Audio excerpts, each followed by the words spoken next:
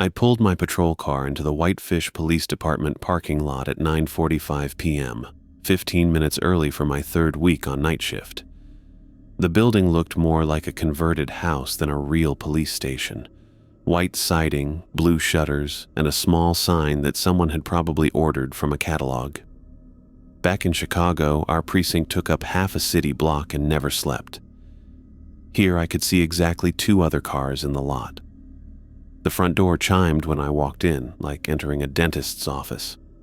Julie Leonard looked up from the dispatch desk, her curly red hair catching the fluorescent light.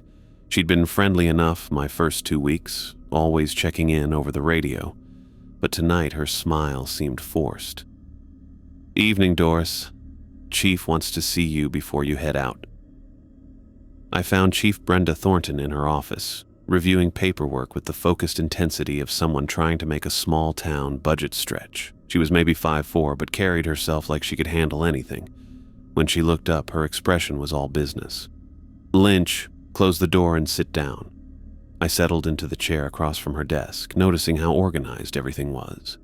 No family photos, no personal touches, just files, maps, and a coffee mug that said, "World's Okayest Chief." Brenda opened her desk drawer and pulled out a laminated card about the size of a business card. She slid it across the desk to me. "Read this. Memorize it. Keep it with you at all times." I picked up the card. 5 numbered items were printed in bold black text. "If you hear children giggling in the forest, leave immediately. Never stop for the red sedan with hazard lights. Exit any area where the forest goes completely silent. Drive through any bloody old man standing in the road. Do not stop for the woman in white." I read it twice, then looked up at Brenda. "Is this some kind of joke?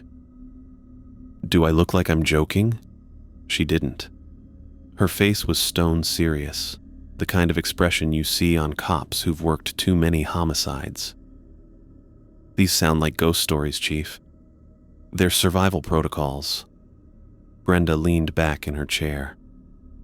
"We've lost 7 officers in 3 years, Lynch. 7. In a town of 12,000 people where the biggest crime used to be drunk teenagers toilet papering houses." I glanced at the card again. Lost how? "Each rule corresponds to a specific incident. Each incident cost us an officer." She pulled a thick folder from her desk. "Taylor James heard children laughing near mile marker 47. Found her the next morning with her face..." Brenda paused. "Medical examiner said animal attack, but there aren't any animals around here that do that kind of damage." The fluorescent light hummed overhead. Through the thin walls, I could hear Julie typing at her computer. "Look, Chief, I appreciate the orientation, but Officer Martinez stopped for a red car on Route 2. Empty vehicle. Hazard lights flashing. He radioed it in, then nothing. Found his patrol car 3 hours later, doors open, engine running. Martinez was inside, every bone in his body broken, no signs of struggle." I felt something cold settle in my stomach, but pushed it down. "There are explanations for..." Officer Hendricks was doing a permit check at Stillwater campground. Radioed that the forest had gone completely quiet. That was his last transmission. Found him hanging from a tree the next morning, 60 feet up. Coroner couldn't explain how he got there. Brenda opened the folder and showed me a photo. A man in a police uniform, definitely dead, suspended impossibly high in pine branches. Officer Kowalski hit an elderly man on Highway 93, except the man was standing in the middle of the road, covered in blood, waving for help. Kowalski stopped to render aid. We found pieces of Kowalski scattered over half a mile of asphalt. The old man was gone. My mouth felt dry. And the woman in white? Officer Sarah Chen stopped to help what she thought was a stranded motorist. Woman in a white dress standing by her car. Chen approached on foot. Brenda closed the folder. We found Chen's body in her patrol car, but she'd been dead for hours. The woman was gone. No footprints, no tire tracks, nothing. I stared at the laminated card. The rules suddenly felt heavier in my hand. "This is insane." "Yes, it is." Brenda's voice was matter of fact. but it's also keeping people alive. Since we implemented these protocols 8 months ago, we haven't lost anyone. You really expect me to believe? I expect you to follow orders. Brenda's tone sharpened. I don't care what you believe. I care about you coming back alive at the end of your shift. I slipped the card into my shirt pocket. What does the state say about all this? Animal attacks, accidents, coincidences. Brenda's laugh was bitter. They've got their own explanations that don't involve admitting we've got a problem they can't solve. Julie's voice came through the intercom. Doris, you're up. I stood, still processing everything Brenda had told me. Chief, back in Chicago. This isn't Chicago. Brenda was already turning back to her paperwork. Follow the rules, Lynch. That's an order. I walked out to the main area, where Julie was adjusting her headset. She looked up with that same strained smile. Everything okay? Just got my ghost story briefing. Julie's expression shifted. They're not stories, Doris. I was on dispatch for every single one of those calls. She pulled out a binder thick with incident reports. Taylor James was my friend. We went to high school together.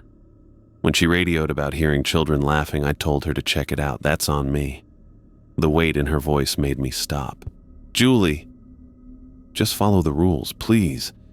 She turned back to her radio equipment. I can't lose anyone else. I grabbed my gear and headed for the door, the laminated card feeling like it was burning a hole in my pocket. Outside, the Montana night was crisp and clear, stars visible in a way they never were in Chicago.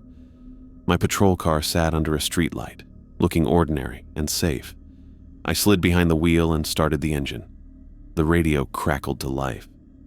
Unit 47, this is dispatch. Radio check. Unit 47, clear. Copy that. Stay safe out there, Doris. I pulled out of the parking lot and headed north on Route 93, the same road I'd patrolled for 2 weeks without incident. The forest pressed close to both sides of the highway, thick stands of pine and fir that disappeared into darkness beyond my headlights. At 10:15, I passed mile marker 45. Normal night, normal patrol. A few cars heading home from late shifts, one semi-hauling logs south toward Kalispell. I radioed in a position check and kept driving, mile marker 46. My headlights swept empty asphalt and guardrails. The forest was quiet, but that seemed normal. It was October in Montana, not exactly peak season for forest sounds. Mile marker 47. I slowed the cruiser, not sure why. Something felt different here, though I couldn't put my finger on what. The trees seemed closer to the road, their branches hanging lower. I rolled down my window to listen. That's when I heard it. Children laughing. Not the distant sound of kids playing in a yard somewhere. This was close, maybe 30 yards into the tree line. Multiple voices, young ones, giggling like they were sharing a secret joke. I stopped the car and reached for my flashlight. Kids shouldn't be out here at 10:30 at night, especially not in the middle of the forest. They could be lost, hurt, in trouble. The laughter continued, light and innocent. I opened my door. Unit 47, what's your status? Julie's voice crackled through the radio. I keyed the mic. Possible juveniles in the forest near mile marker 47. Investigating. Doris, no! Get out of there right now! Julie's voice was sharp with panic, but I was already stepping out of the car. The giggling was clearer now, definitely children, maybe 3 or 4 of them. They sounded happy, not distressed. Unit 47, respond. Leave the area immediately. I hesitated, 1 foot on the asphalt, 1 still in the car. Julie sounded genuinely terrified. The laminated card crinkled in my pocket. The giggling stopped. Complete silence settled over the forest. No wind, no insects, no small animals moving through the underbrush. Just my breathing and the idle of my patrol car. Then I heard something else. A wet, shuffling sound, like someone dragging something heavy through fallen leaves. Doris, drive away right now. Julie's voice was almost screaming through the radio. The shuffling got closer. I could see shapes moving between the trees, small figures that didn't move quite right. Too low to the ground, moving too fast. I threw myself back into the car and slammed it into drive. The acceleration threw me back in my seat as I floored it, my speedometer hitting 60 in seconds. In my rearview mirror, I saw them, small shapes emerging from the tree line where I'd been parked. They moved wrong, like broken dolls, but they were fast. One of them almost reached the road before I got out of range. My hands were shaking on the steering wheel. I drove another mile before pulling over, my heart hammering in my chest. Unit 47, report status. Julie's voice was calmer now, but I could hear the relief. I'm okay. I left when you told me to. Thank God. Are you hurt? No, just shaken up. I looked in my mirror again. Empty road behind me. Julie, what the hell was that? A long pause. Then, that's where we found Taylor James 6 months ago. She radioed about children laughing, said she was going to investigate. We found her body the next morning. I pulled the laminated card out of my pocket and stared at rule number 1. If you hear children giggling in the forest, leave immediately. How did she die? Another pause. Her face was gone, Doris. Chewed off. Medical examiner said animal attack, but Julie's voice dropped to almost a whisper. There aren't any animals around here that leave bite marks like that. Too small. Like children's teeth. But there were hundreds of them. I sat in my patrol car on the side of Highway 93, staring at a piece of laminated paper that had just saved my life. In Chicago, the worst things I dealt with were human. Drug dealers, domestic violence, gang shootings, all terrible but understandable. This was something else entirely. Julie. Yeah? I'm going to need you to walk me through all 5 rules. Copy that. Let's start with the red car. I parked the cruiser at the entrance to Stillwater campground and cut the engine. Joseph stubbed out his cigarette with fingers that wouldn't stop trembling. This is bad, he said, staring at the registration board. 12 sites, 12 cars, but I don't see any people. The silence hit me first. Not just quiet. The kind of absolute absence of sound that made my ears ring. No insects buzzing, no wind through the trees, no distant highway noise. Even our footsteps seemed muffled as we walked past the first row of campsites. Site number 3 had a blue Honda Civic parked next to a collapsed tent. Coffee still warm in a camp mug. Sleeping bags laid out, food on the picnic table, but no campers. Where is everyone? I whispered, though I wasn't sure why I was whispering. Joseph checked Site 4. Same thing. Car, gear, no people. His radio crackled to life. Unit 47, this is dispatch. What's your status at Stillwater? 12 occupied sites, all vehicles present, but we can't locate any campers, Joseph reported. Requesting... The radio cut to static. I tried mine. Dead air. We need to leave. Joseph was backing toward the cruiser. Right now. We can't just abandon a search. These people could be hurt, lost. Look around, Doris. Really look. I stopped and focused on the campground. Every tent was collapsed in exactly the same way. Every campfire had burned down to identical piles of ash. Every car was parked at the precise same angle. This isn't right, I said. A branch snapped in the darkness beyond the tree line. Something big moving through the forest, but wrong somehow. Too heavy, too slow, like it was dragging itself. Joseph grabbed my arm. We're leaving. Now. Another branch broke, closer this time, then another. Whatever was out there was circling the campground, staying just beyond our flashlight beams. Julie, do you copy? I tried the radio again. Nothing. The dragging sound stopped. Complete silence returned, so total it felt like being underwater. Joseph was pulling me toward the patrol car when I saw movement between the trees, something tall and pale, but the shape was wrong. Too thin, too long. Don't look at it, Joseph said. "Just get in the car." I fumbled with my keys, hands shaking. The engine turned over on the third try. As I threw it in reverse, my headlights swept across the tree line. There was nothing there. We backed out of the campground in silence. Joseph chain-smoked the entire drive back to town, checking his mirrors every few seconds. "What do you think happened to those people?" I asked. "Same thing that almost happened to us." He flicked his cigarette out the window. "If we'd stayed any longer, we would have joined them." At the station, Joseph headed straight for his locker and pulled out a pen and paper.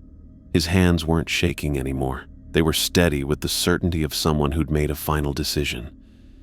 He quickly wrote out his resignation letter. "I can't do this anymore, Doris. My wife gave me an ultimatum. The job or my family." "Joseph, wait. I've got kids, 2 teenagers who need their dad alive." He closed his locker for the last time. "I've been having dreams about Taylor. She keeps telling me something's coming for all of us, that the rules aren't enough anymore." Chief Thornton appeared in the doorway. "How'd it go at Stillwater?" 12 missing campers, I reported. Cars and gear all present, but no people. Lost radio contact while we were there. Brenda's face went pale. "You both came back?" "Barely," Joseph said. "Chief, I'm done. That letter's my official resignation." Brenda took the paper without reading it. "I understand. I'll process this in the morning." Joseph gathered his personal items and headed for the door. He paused, looking back at me. "Be careful out there, Doris, and don't trust anything that looks familiar." After he left, I sat in the break room trying to process what had happened. Julie brought me coffee and sat across from the table. "Stillwater's the worst one," she said quietly.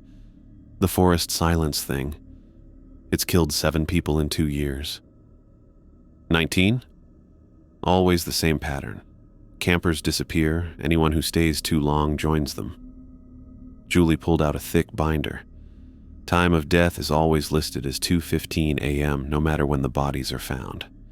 These 12 tonight bring the total to 19. Bodies? They turn up eventually, usually arranged in a circle like they were part of some kind of ceremony." She flipped through incident photos. "Medical examiner can never explain the cause of death. No wounds, no trauma. They just stop." I checked my watch. 2:47 a.m. We'd left the campground at 2:10. "Julie, what time did we get the call to Stillwater?" She checked her log. "Dispatch sent you at 1:55 a.m. 5 minutes. 5 minutes longer and we might have ended up like those 19 other people." I finished my shift patrolling the quiet streets of Whitefish, but I couldn't stop thinking about those empty campsites, the perfect arrangement of abandoned gear, the wrongness of that silence. At 6 a.m., Chief Thornton called me back to the station. She was standing in the parking lot with 2 state investigators, all of them looking grim. "They found the campers," Brenda said. "The investigators led us back to Stillwater. In the morning light, I could see what we'd missed in the darkness. All 12 campers were there, arranged in a perfect circle around campsite number 7. Their bodies showed no signs of violence, but their faces were locked in expressions of absolute terror. The state investigator told us the medical examiner had confirmed time of death at 2:15 a.m., 15 minutes after Joseph and I had fled the campground. The silence hit me like a physical wall. Not just quiet, the complete absence of every sound that should exist in a forest at night. No insects, no wind, no distant highway hum. Even our breathing seemed muffled, like the air itself was swallowing sound. Joseph waved frantically toward the cruiser, his face drained of color. "We need to go, right now." I started backing toward the car, but something made me stop. These people could be hurt. We can't just... A branch snapped in the darkness beyond our flashlight beams. Something heavy was moving through the trees, but wrong somehow. Too slow, like it was dragging itself. "Doris, move." Joseph grabbed my arm, pulling me toward the patrol car. Another branch broke, closer this time. Whatever was out there was circling the campground, staying just beyond the reach of our lights. I fumbled with my keys, hands shaking as I tried to get them in the ignition. The engine turned over on the third try. I threw it in reverse and hit the gas, gravel spraying behind us.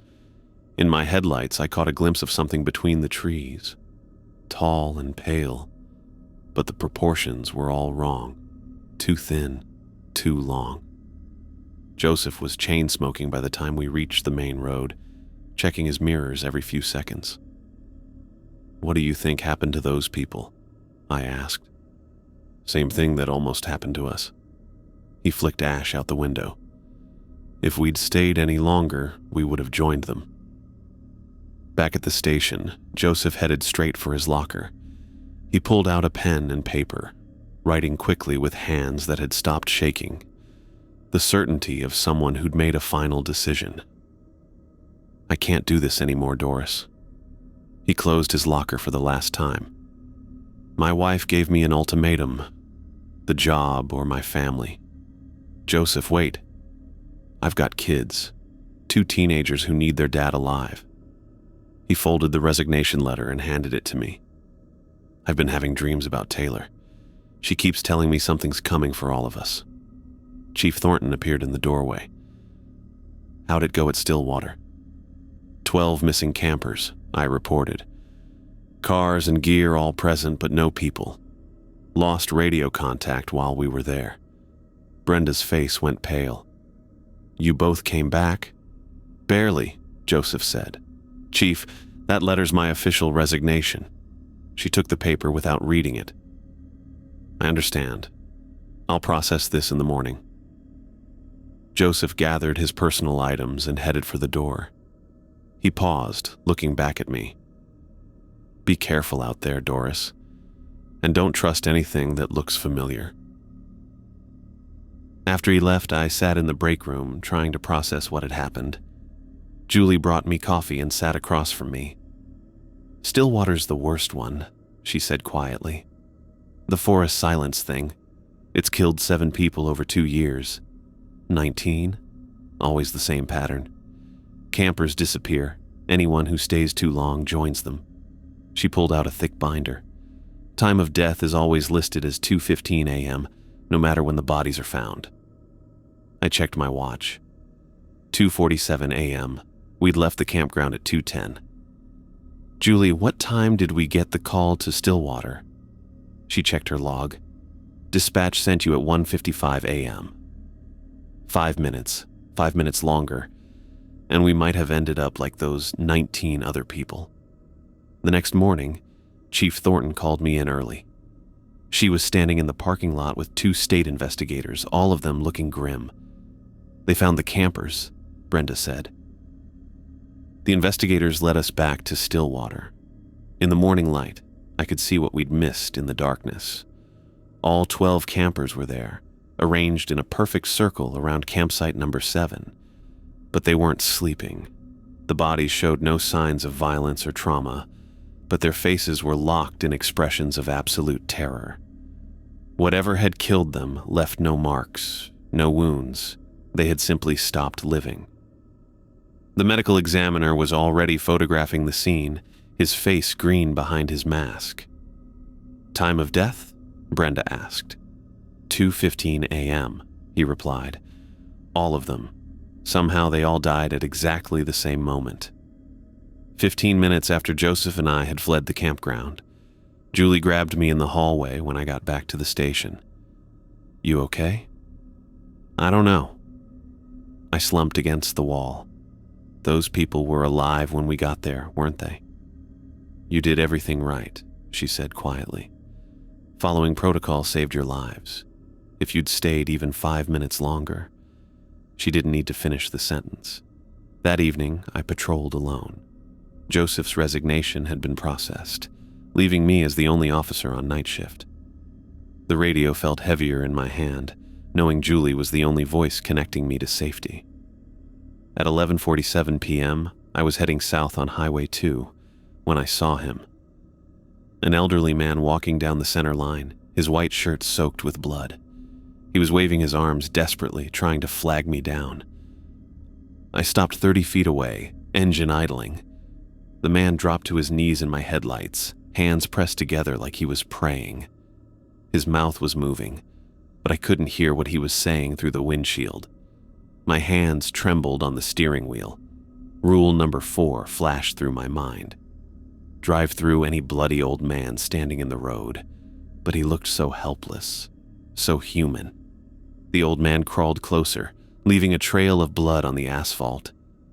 His eyes were wide with terror, mouth forming words I couldn't understand. "Help me, please." I put the car in drive. The man's cries turned to screams as I hit the gas toward him. At the last second, his face transformed. His mouth opened impossibly wide, revealing rows of needle-sharp teeth. His eyes went completely black. The impact felt like hitting water. The figure melted into black liquid that splashed against my windshield, then disappeared before the wipers could clear it away. I pulled over a mile down the road and threw up beside my cruiser. Julie's voice crackled through the radio, trying to calm me down while I gasped for air. "You did the right thing," she said. "3 officers died before we figured out what that thing really was, each one found with their hearts ripped out through their mouths." I stared at my windshield, now completely clean. No blood, no evidence that anything had happened. Just me and the empty highway and the growing certainty that I was in way over my head. I pulled over a mile down the road and barely made it out of the car before throwing up beside my cruiser. My hands wouldn't stop shaking as I gripped the door frame, bile burning my throat. Julie's voice crackled through the radio. "Doris, talk to me. Are you okay?" I grabbed the radio with trembling fingers. "I'm here. What the hell was that thing?" "You did the right thing. 3 officers died before we figured out what that thing really was." Julie's voice was steady, professional, but I could hear the exhaustion underneath. Each one found with their hearts ripped out through their mouths. I stared at my windshield, completely clean now, like nothing had happened. How is that even possible? We stopped asking how a long time ago. The important thing is you followed the rules and came home alive. Back at the station, I found Chief Thornton in the basement archives, surrounded by boxes of incident reports that looked like they went back decades. She was sitting on the concrete floor, reading through files by the light of a single bare bulb. "Can't sleep either?" she asked without looking up. "Not after tonight." I sat down across from her, noticing how the boxes were organized by year. Some went back to the 1980s. "How long has this been going on?" Brenda closed the file she was reading and rubbed her eyes. "Things started getting bad in 1983. Mining company called Apex Industries got permits to expand the old Stillwater mine. The Blackfeet Nation filed injunctions, said they were disturbing sacred burial grounds. Company ignored them." She pulled out a yellowed newspaper clipping. The headline read, "Mysterious Deaths Plague Mining Operation." The article was dated October 1983. 12 miners dead in 3 months.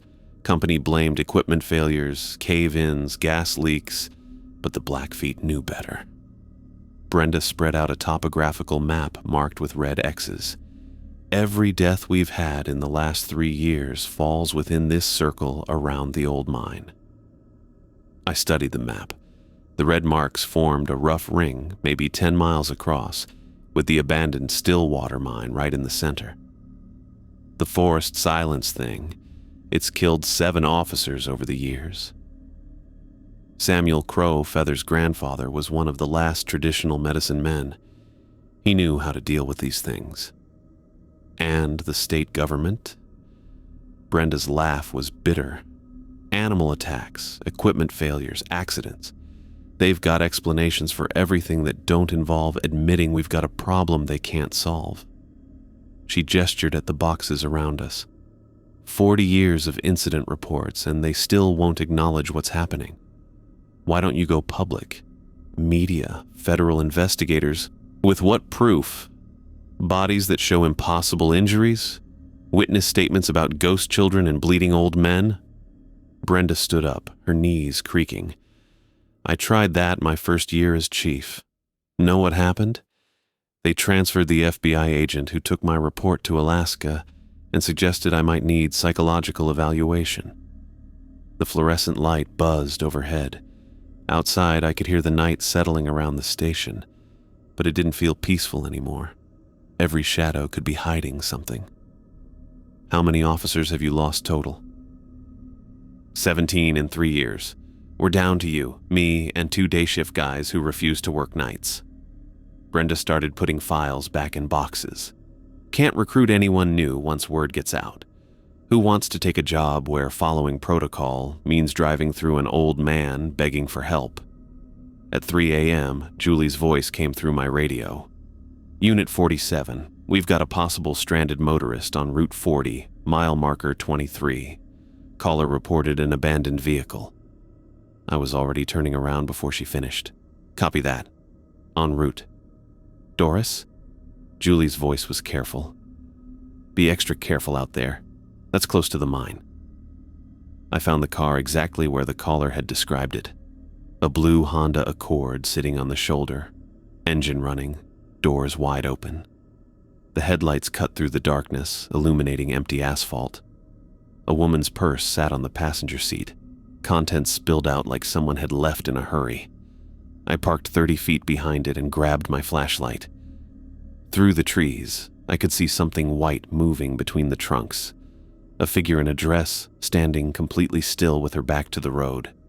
Unit 47, what's your status? Julie's voice sounded tense. Vehicle appears abandoned. I can see someone in the woods, but they're not responding to verbal commands. Doris, get out of there, right now. The figure in white slowly turned around. Taylor James's face stared back at me, pale as moonlight and grinning.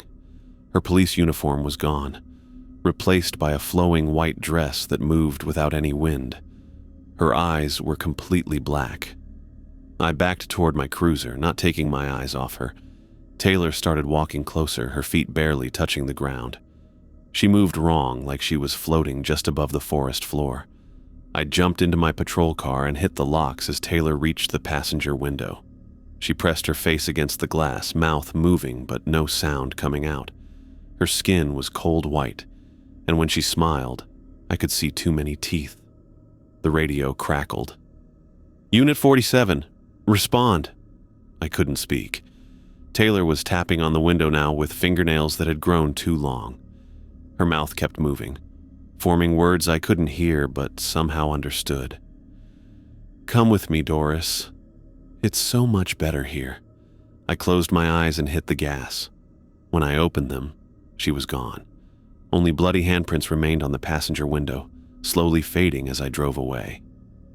Unit 47, report status. I'm okay, I managed. The woman in white, it was Taylor. A long pause, then Julie's voice, very quiet. Copy that, come back to the station, we need to talk. I floored the gas pedal, my patrol car fishtailing on gravel as I raced back toward the station. Taylor's bloody handprints were still fading from my passenger window, and I couldn't stop checking my mirrors for white figures that might be following me. The station parking lot was chaos when I arrived. Joseph's pickup truck sat under the streetlight, tailgate down, boxes scattered around it like he was moving in a hurry, but he'd already quit. A hastily scrawled note was tucked under my windshield wiper. Taylor visited me. Had to warn you. Jay. I barely got out of my cruiser before he grabbed my shoulders, his face wild with exhaustion and fear. She came to me too, he said. Taylor. She was standing in my bedroom, wearing that white dress, telling me I needed to come back to work, said you'd be in danger tonight and I had to help. Joseph, what are you? It's not just Taylor. He pulled a manila folder from one of his boxes, newspaper clippings spilling out. I've been researching all night. Every officer we've lost, they're all coming back as the woman in white. Different faces, same entity. I stared at the yellowed newspaper articles. Headlines from the 1890s, the 1920s, the 1950s. Woman in white spotted near Stillwater mine. Mysterious lady leads travelers astray. Local woman reports ghostly encounter. Her name was Margaret White. Joseph said, his voice shaking. "Murdered near the mine in 1892. Body never found. She's been appearing to people for over a century, but it got worse when Apex Industries started digging." My radio crackled to life, Julie's voice high with panic. "All units, we have multiple incidents in progress. Repeat, all 5 protocols are active simultaneously around the station." I spun around, scanning the parking lot. There, under the far streetlight, sat a red sedan with its hazard lights flashing. The engine was running, but no one was inside. "Joseph, do you see?" Children's laughter echoed from above us. Not from the forest this time, but from the station roof. Multiple voices, young and gleeful, like they were playing a game. "We need to get inside," Joseph said. But then we both saw him. The bloody old man stood by the front door of the station, his white shirt soaked red, waving frantically for help. His mouth was moving, forming words we couldn't hear. "The forest," I whispered. Joseph nodded. The night had gone completely silent. No insects, no wind, no distant highway noise. Even our breathing seemed muffled.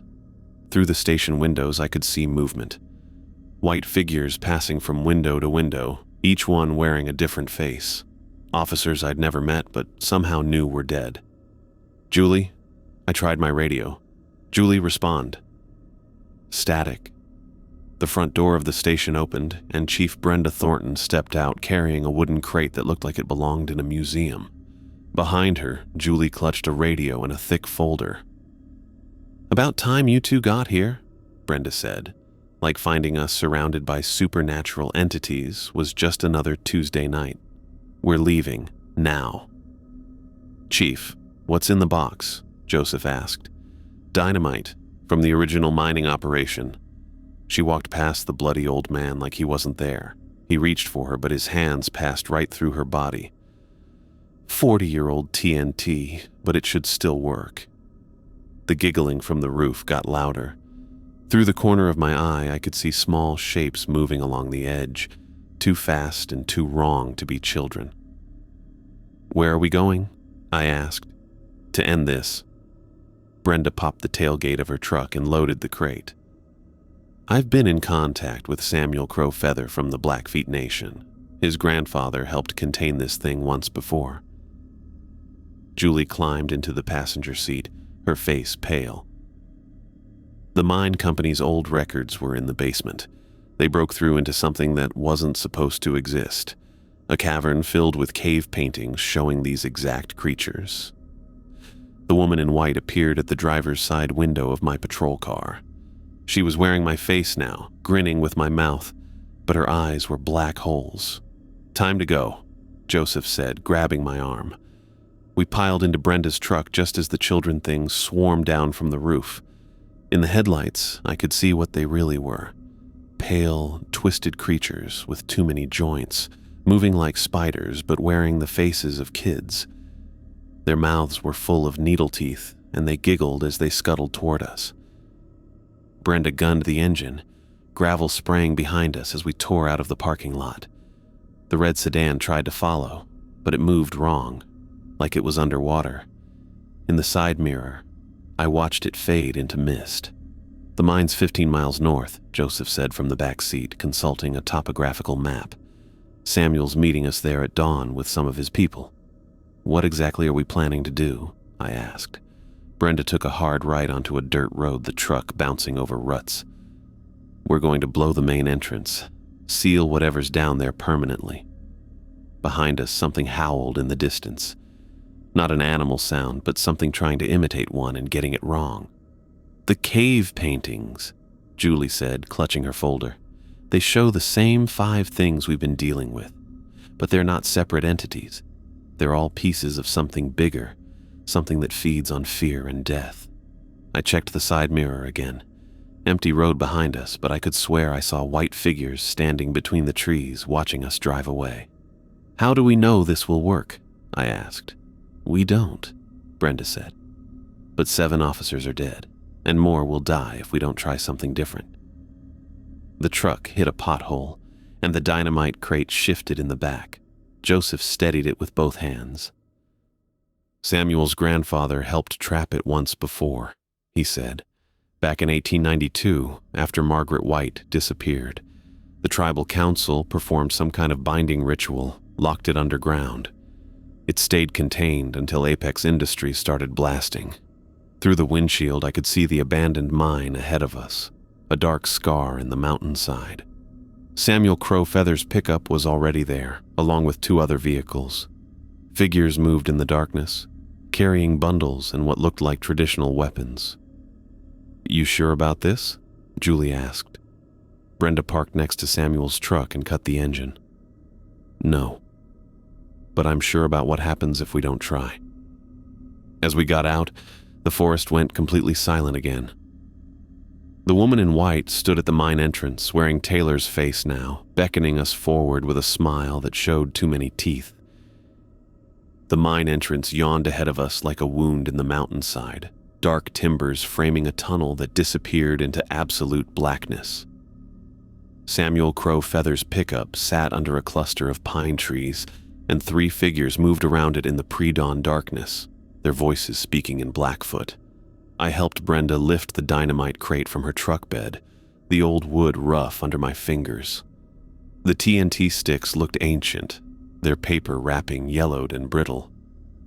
"This stuff's older than I am," Joseph muttered, steadying the crate as we carried it toward the mine. "What if it doesn't work?" "Then we run very fast," Brenda said. Samuel emerged from the shadows carrying a bundle wrapped in deer hide. He was maybe 65, with long gray braids and the kind of weathered face that came from decades of Montana winters. The 3 men with him looked younger but moved with the same quiet purpose. "You brought enough explosives to bring down half the mountain," Samuel said, examining our crate. "Good," Brenda replied. "I want to make sure whatever's down there stays down." Samuel unwrapped his bundle, revealing what looked like traditional weapons. Knives with carved bone handles, a tomahawk with symbols etched into the steel. One of the younger men was lighting bundles of sage, the smoke sharp and clean in the cold air. "My grandfather helped trap this thing in 1892, Samuel said. "The mining company broke through into something that was never meant to be disturbed. A prison, built by my ancestors to contain something that feeds on fear and death." I looked at the mine entrance, trying to imagine what lay beyond that darkness. The rules were our way of staying safe from its projections while it remained partly contained. Samuel's expression was grim, but the blasting weakened the barriers. It's been growing stronger, reaching further. Joseph was setting up the dynamite charges, his hands steady despite everything we'd been through. "How do we know this will work?" "Because my grandfather's ritual held it for over a century," Samuel said. "And because we're not just sealing the entrance. We're completing what he started." A child's giggle echoed from inside the mine. We all froze. The sound was distant but clear, bouncing off tunnel walls before reaching us. Then another voice joined it, and another, until a chorus of young laughter drifted up from the depths. "They know we're here," Julie whispered. The woman in white stepped out of the mine entrance. She was wearing my face now, my auburn hair, my green eyes, my scar above the left eyebrow.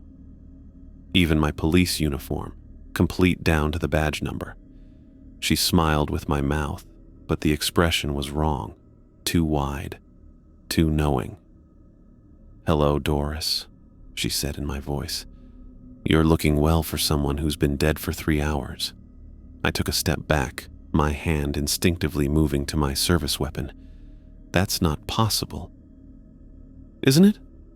The thing wearing my face tilted its head. "You died when you drove through the old man the second time. The impact broke your neck. You just haven't realized it yet." Joseph grabbed my arm. "Don't listen to it. That's what it does. Makes you doubt reality."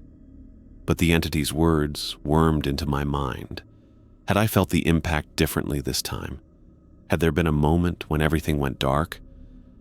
"Look at your hands, Doris," my doppelganger said, Really look." I glanced down. My hands looked normal, but for just a second I could swear I saw through them to the ground below. "She's lying," Samuel said firmly. He began chanting in Blackfoot, his voice low and rhythmic. The sage smoke thickened around us. The woman in white hissed and stepped back toward the mine entrance.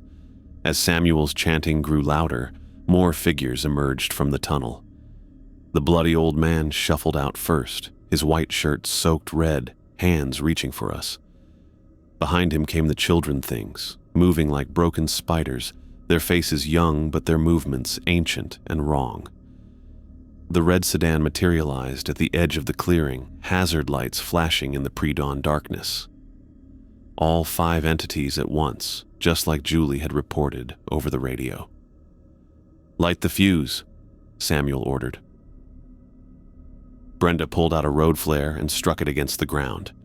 The red light flared to life, casting dancing shadows across the mine entrance. She touched it to the fuse, and sparks began racing toward the dynamite charges. The children creatures came at us first. They scuttled forward like oversized insects, giggling as they moved. But when the first one reached Samuel's men, something strange happened. The traditional weapons seemed to disrupt their forms, the carved bone handles glowing faintly in the flare light. Where the blades touched the creatures, they broke apart like smoke. 30 seconds, Joseph called out, backing toward the truck. The bloody old man was blocking our escape route now, standing directly in front of Brenda's truck with his arms spread wide. His mouth moved soundlessly, forming words that looked like pleas for help. "I can't drive through him," Brenda said.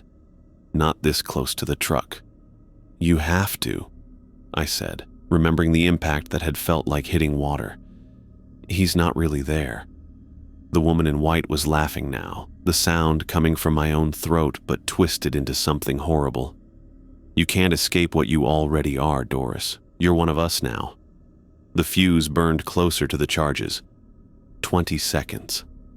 Samuel's chanting reached a crescendo, and the sage smoke began swirling in patterns that defied the wind. The entities wavered, their forms becoming less solid. "Now!" Samuel shouted. Brenda gunned the engine straight at the bloody old man. This time I felt the impact differently, not like hitting water, but like driving through thick fog. The figure dissolved around the truck's front end, reforming in our rearview mirror. Joseph and I dove into the truck bed as Brenda floored the accelerator. The mine entrance rushed away behind us, the fuse sparking its way toward 40-year-old dynamite. 10 seconds. The woman in white stood in the mine entrance, still wearing my face, still smiling. She raised one hand in a mocking wave. 5 seconds. The explosion lit up the mountainside like a second sunrise. The shockwave hit us first, a wall of pressure that lifted the truck's rear wheels off the ground. Then came the sound, a deep rumble that seemed to shake the bones in my body.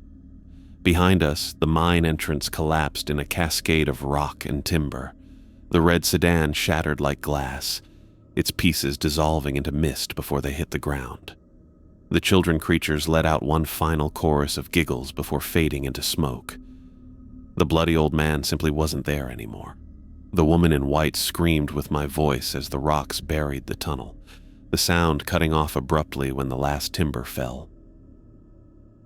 We drove in silence for 10 minutes before anyone spoke. "Is it over?" Julie asked from the cab. Samuel looked back at the mountain, now marked by a fresh scar where the mine entrance used to be. "For now, my grandfather's ritual is complete." 3 weeks later, I sat in a conference room in Helena with 2 FBI agents who'd finally shown up after Brenda contacted them with evidence. The manila folders on the table contained 40 years of incident reports, photographs, and witness statements that painted a picture no rational person should believe. Agent Martinez flipped through crime scene photos while Agent Chen took notes. They'd been polite but skeptical until Brenda produced the recordings Julie had made of our radio traffic. "The audio evidence is compelling," Agent Martinez admitted, "but without physical proof. The mine's been sealed with concrete and blessed by the tribal council," Brenda said. The incident stopped completely after that. Agent Chen looked up from her notes. You're telling us that 5 law enforcement officers died because a mining company disturbed a supernatural prison? I'm telling you that 17 people are dead. The deaths stopped when we sealed the mine, and I don't care what you call it as long as it stays buried, Brenda replied. In the end, they classified it as a series of unexplained deaths possibly related to environmental factors from the old mining operation. The mine was permanently sealed, the area was declared off-limits, and the case was quietly filed away. Joseph went back to day shift patrol, where the worst things he dealt with were traffic violations and domestic disputes. Julie transferred to the Kalispell Police Department, saying she needed to work somewhere that didn't require keeping track of supernatural protocols. Brenda retired early, citing health concerns. Her replacement was a young chief from Billings, who read through the incident reports with obvious disbelief and promptly filed them in the basement archives. I stayed on night patrol. The roads were quiet now. Normal in a way they hadn't been since I'd arrived in Montana. No more children giggling in the forest. No more red sedans with flashing hazards. No more bloody old men standing in the road. Just empty highways, sleeping towns, and the occasional drunk driver or stranded motorist who turned out to be exactly what they appeared to be. But I still carried the laminated card in my shirt pocket. Still checked my mirrors for things that weren't there anymore. Still felt my heart rate spike whenever the forest went quiet, or I saw someone in white standing by the roadside. Some nights, when the radio was quiet and the highway stretched empty ahead of my headlights, I pulled out the card and read the 5 rules that had kept me alive.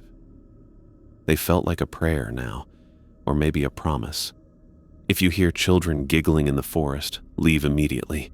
Never stop for the red sedan with hazard lights. Exit any area where the forest goes completely silent. Drive through any bloody old man standing in the road. Do not stop for the woman in white. I folded the card and put it back in my pocket, then keyed my radio. Unit 47, this is dispatch, radio check. The voice that answered wasn't Julie's, but it was warm and professional and completely, reassuringly human. Unit 47, clear. Copy that. Stay safe out there, Doris. I drove north on Highway 93, past mile marker 47 where Taylor James had died, past the turnoff to Stillwater campground, past all the places where good people had encountered things that shouldn't exist. The forest was full of normal night sounds now, insects buzzing, wind through the trees, small animals moving through the underbrush.